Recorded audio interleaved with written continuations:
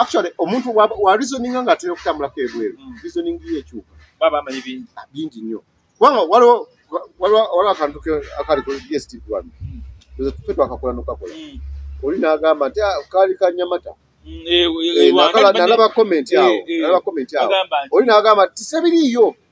nenga I was talking to reality yagamba nti bituufu bangi benaba nagana okugamba nti nkoonaako nze ndi wano omuli yakugamba naye kati by the way njiwanje kubanga nagendayo manyiyo actually nze Rwanda Nyamata manyiyo bulungi manye Kigali manyimu manye Huye waliwo Huye eri nga ogenda Congo era manyiyo era solo okukola comparison okugamba abe Huye ate Nyamata basinga wano abe Huye kati sawa ngene Nyamata Basimba airport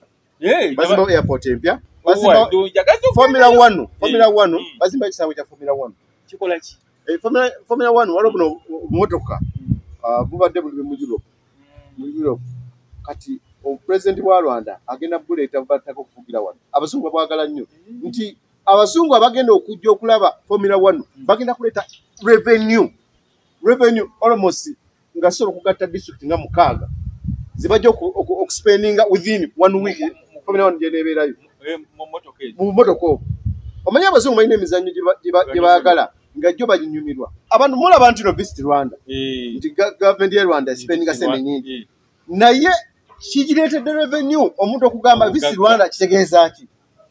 oli n'agamba akangene visiting Rwanda buli wa visitinga bwati aletayo foreign exchange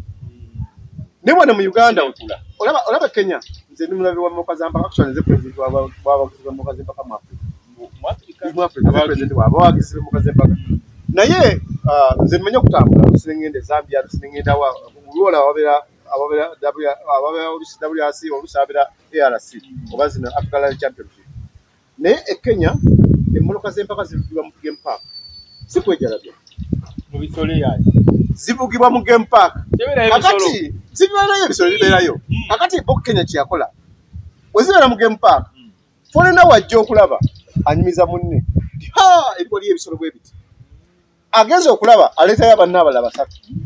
kati nange omuntu gwasooka nasooka nengendayo ne bafunange nenyumizaako bannange kati awalaba daleze Kenya bayitirivu bagendayo abamu ne bagenda nti kati nze nakwatako ku family nze kati nze nganze olwokuba nti no waka first born wange yagala nnyo Mboka z'empaka second born yagala nnyo mupiira kati first born nangamba dad Ronald de Kenya wakwisiza ekifaananyi ng'oli kumpi n'ensolo naffe tujja kugenda tulabe kati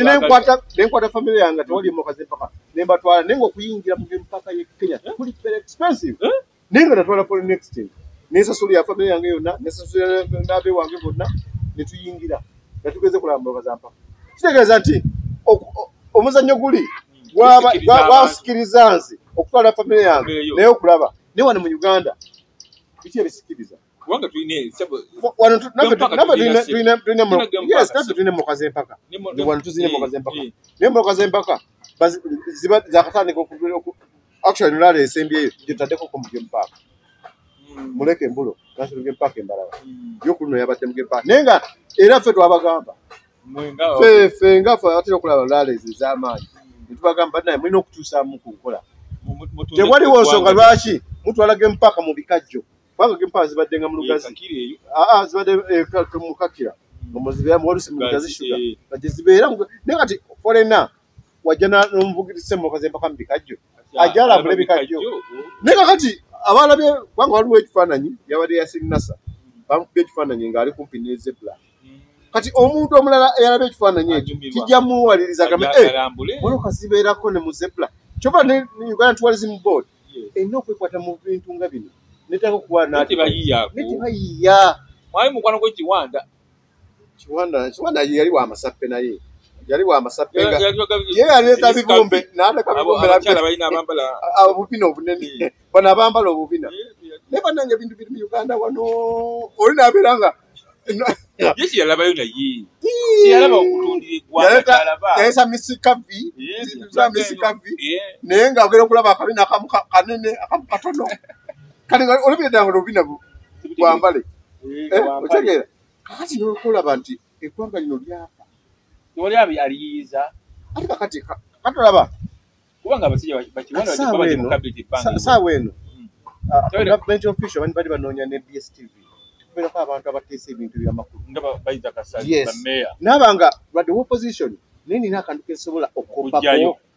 nekakopa nekati abantu abagamba otana mirasio akwogera kwanga opposition ulibanga mentality obwongo bwe buli brainwash waba opposition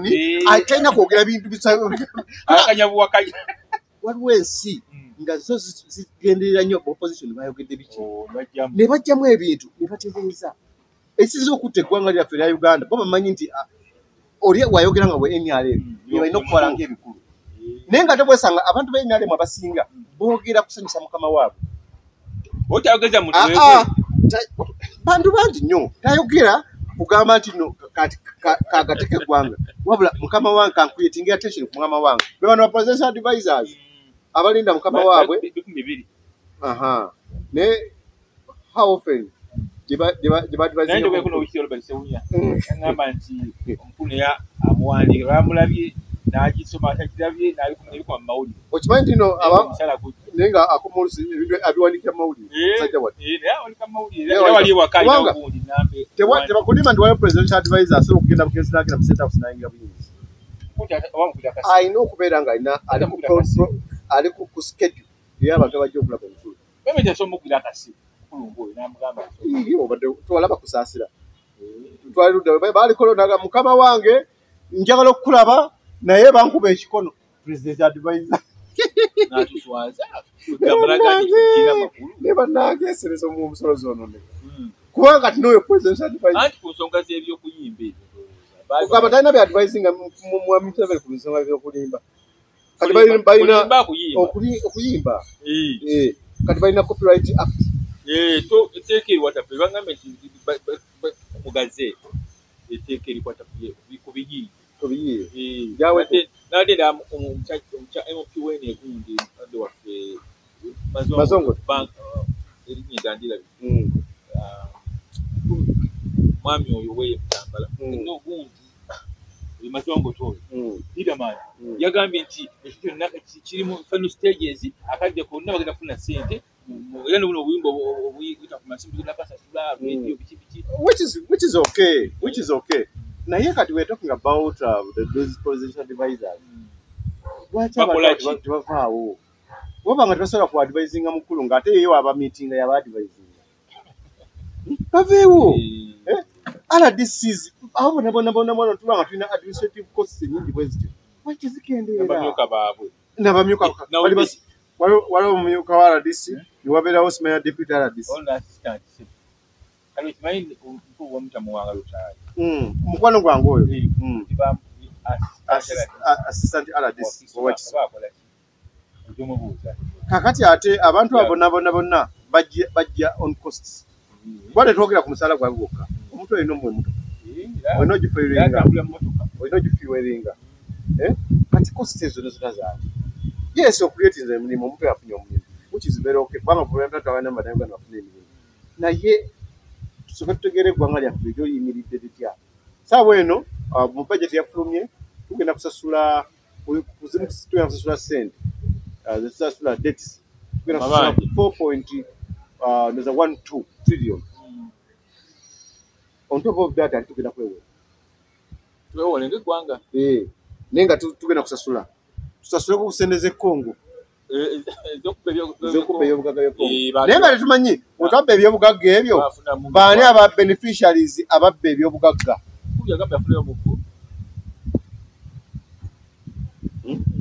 beneficiaries tutegeere nti no obagenda Ekongo baani lwaki tukwata abantu ababba ebintu ebyo ne tutunda ebintu byabwe tubamanyi oba twafunamu ngego nenge tetumayimanya twafunamu ki njaga zenyamanyi nti no twafunamu bwe kiti awo nange ndifeninga ekyo naye lwaki tusasula Kongo nga taxpayers money oba omuntu asembayo wansi w'ekazo y'omu agenda kusasula ssente ezo omuntu w'ekabumbi omuntu w'omu west omuntu w'enabweru north agenda okusasula ebbanja eri omuntu yazimbaako ekyo naye ng'omuntu tugenda kusasula ssente nga essente zigenda kusasula nga si zaffe naye nga beneficiary abantu bali individual be bantu ate betugenda kusasulira nga n'akediyo ekola ate nga akyajinga sente ki nyingi